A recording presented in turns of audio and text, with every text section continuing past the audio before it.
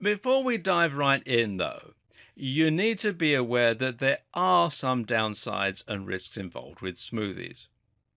Now, smoothies can do a world of good, and throughout the rest of this video series, you'll be learning the ingredients, techniques, and tricks to enjoying some seriously healthy and tasty juices.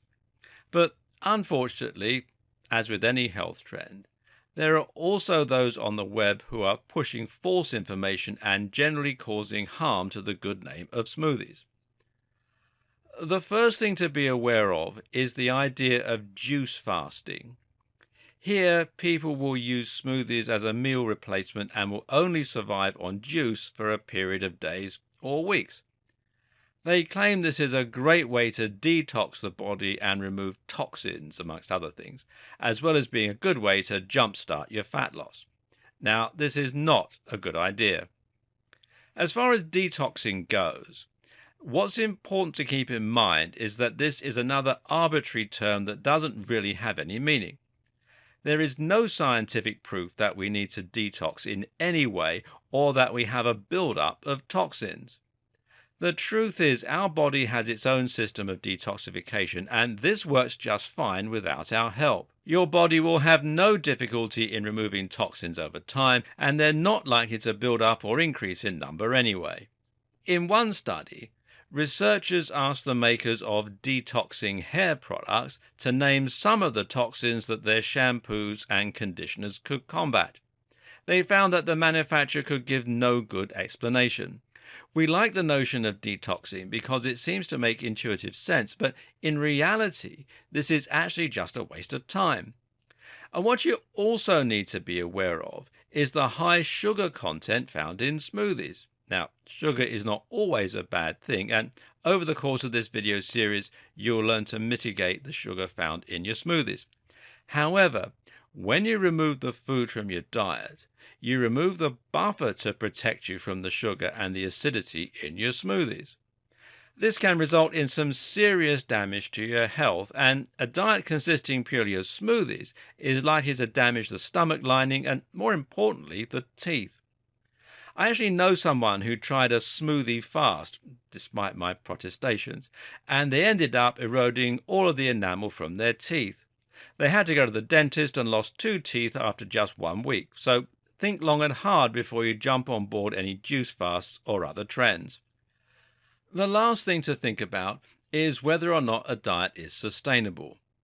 If you're going to kickstart a diet by using an extreme fast, then you'll be putting your body through hell only to return to a normal type of eating. That means your weight will simply return to what it was before the fast and you won't have benefited. Moreover, when you fast for this long, you actually increase your likelihood of storing fat.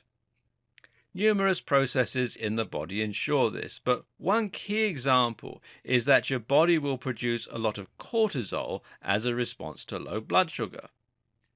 This cortisol encourages lipogenesis, the creation of new fat stores. And it also destroys the muscle via the release of myostatin, which makes you less metabolically active. It depletes testosterone significantly too, which further slows down your metabolism. But you're getting sugar, right? From all that fruit. Yes, but only simple sugar. Fruits absorb very quickly into the bloodstream, and that means you're going to be getting 3 massive spikes of energy throughout the day and nothing more. Now, this is not good for your insulin sensitivity, and it means you're highly likely to store all that sugar as fat. So, in short, avoid juice fasts and smoothie cleanses. Instead, focus on adding smoothies to your diet. Smoothies do a ton of good, but, as we've learned, they also carry a few risks with them. If you're now concerned at the potential damage that the sugar in smoothies can do, it might have put you off the idea of adding smoothies to your diet. But don't worry. When you add just 1 smoothie of a reasonable size to your morning routine, you have nothing to worry about. This is especially true if you also make sure that you reduce sugar from other sources in your diet. If you have particularly sensitive teeth, though, or if you don't react well to sugar, Another option is to focus more on vegetable smoothies or to look for fruits which are lower in sugar. There are plenty of good options to choose from, and adding more water to your smoothie can also help to dilute it. When we go through the recipes and tips, you'll see there are a number of different options that are lower in sugar than average.